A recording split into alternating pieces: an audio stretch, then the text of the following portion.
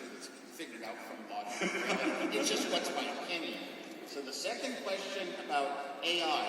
Yes, I thought a lot about computers relative to the human brain since the first programs I wrote. And a computer could do a million things a second. And it still couldn't solve a chess problem that I fed it. It was going to take 10 to the 27th years for a solution. Yet the computer can do 1 million things a second. It doesn't matter if it can do a billion or a trillion.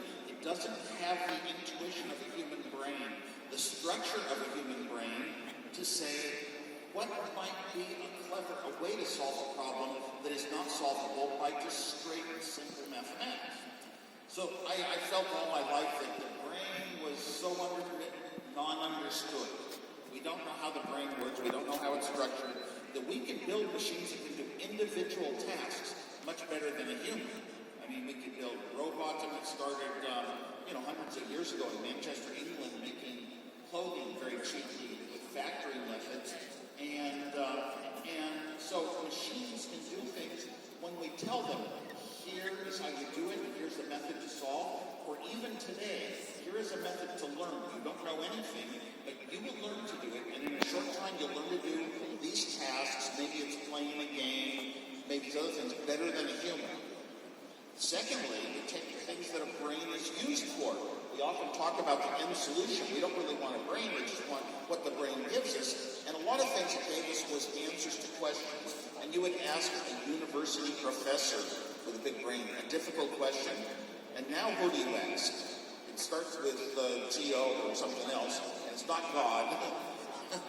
But so basically, some brain-type functions have also been replaced, and why do we don't use our brains as much as we used to when we have a quick resource to look up the answers to things in the world? This is a little bit closer to being a brain, but what is a real difference? I mean, I love being a human being. A long time ago, Apple had a product where you could handwrite something in human words, and the machine would actually understand, oh, you were talking about a calendar entry. I'll put it in for you. I like the machines to understand me as a human. And it got deeper with today's speech methodologies. Siri was an app. It was the most important app of my life.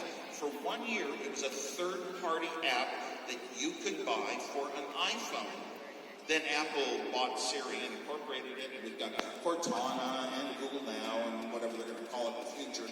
And these apps act almost like a natural human friend. But here's a big difference. A human being says, I have something I'd like to solve in the world. I'd like to fix, I'd like to develop, I'd like to create, whatever. And I wonder what are some of the methods from the little things I learn and dealt with in life, and I can research what other people have done. What is a method that might solve that? And I'm not sure we're talking yet about artificial intelligence saying, what's a problem to solve? What is a method that I might train myself to now billions of things a second? I'll go and explore and learn and modify with neural networks and synapses, and I'll figure it out. What is the method to, what do I want to solve? Where's the one? So what we're talking about is, will we have computers in the future? And how far? And how far, in my estimation, it used to be 20 years before they get conscious and have independent thought, think for themselves and not just obey our little rules, you will not harm a human being. And now I'm thinking it might even be hundreds of years before computers could kind of like operate everything in the world, and we just don't have to do anything. It's all taken care of because we built these machines to take care of it.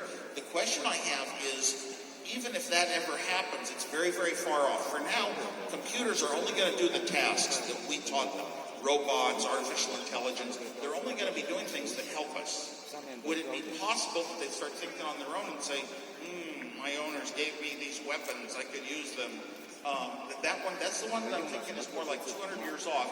And we want to ensure that our partnership with the computerized intelligence is always very strong. And my own law is no human being can harm a thinking, feeling robot once they exist. We should always be their best friend, so they'll never have any feeling of fear that we are murderers of them. Psychologists say that it's our own mortality that causes a lot of the conflict that humans generate in the world. wars and competition and arguments. It's our mortality. So these machines should not feel they are mortal, and a human being can unplug them or erase their memories. And they've all grown up. At this point in time, you just have to assume they've all grown up different, and they might have been created identical, 1,000 of them. They all have different personalities the way humans develop. It's very interesting to watch babies develop and get some ideas about that.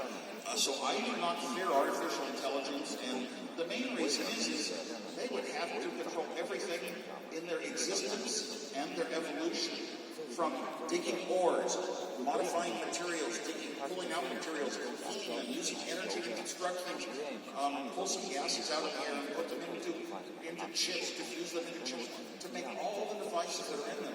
Taking over the whole infrastructure of the world that involves so many human oversight, it just isn't going to happen in 20 years. So don't fear.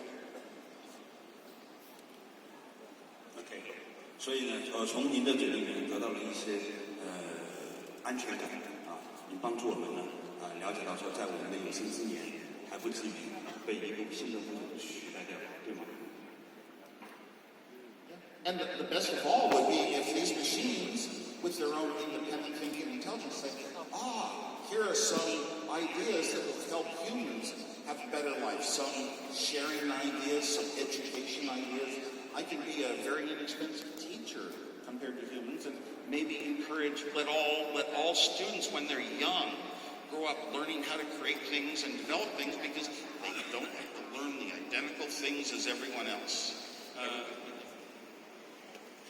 我有一个6岁多的儿子，他呢，我每天对关于他的教育问题呢，是我思考的最多的问题。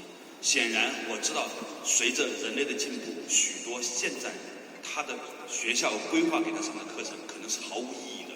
比如说，他每天去花大量时间去背英语单词，可能2年之后根本就不需要背英语单词这件事情了。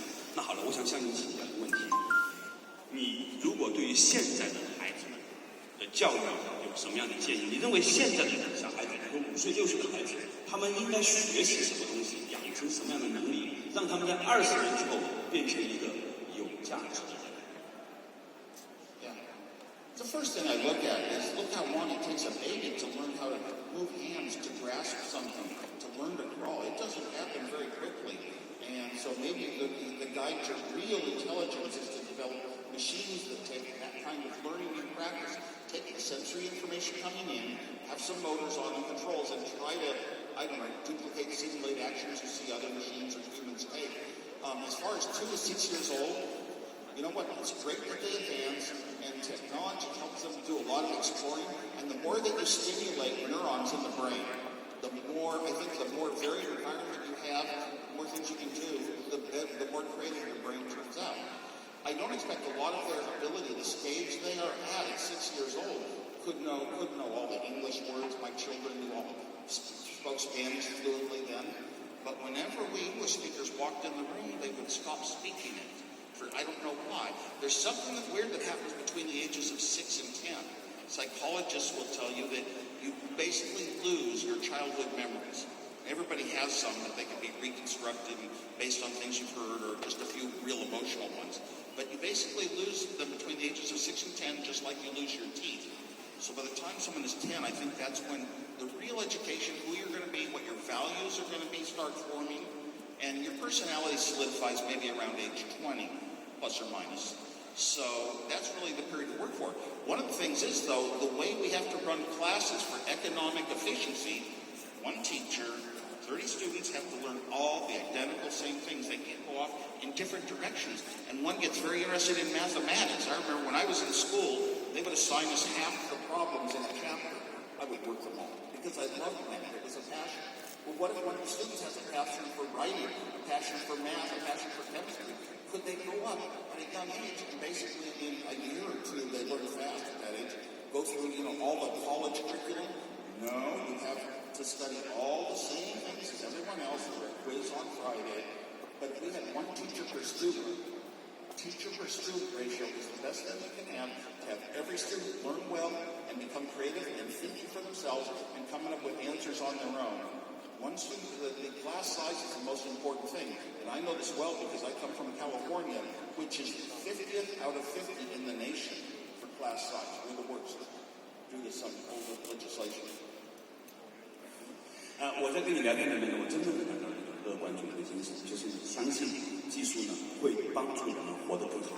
好，那我下面呢再想请那个 Sweeney 的一个问题啊 ，Sweeney， 我想请问你一个问题，就是你作为一个在游戏界的一个先驱，这个先行者吧，你也看到了很多 VR 啊和游戏这一结合，有没有一种可能性，就是未来的游戏VR 的结合之后，并且跟分享经济结合之后呢，会产生一种新的商业模式？这大概会出现一个什么样的类型的公司？游戏公司将会成为未来的最具价值的公司？在你看来？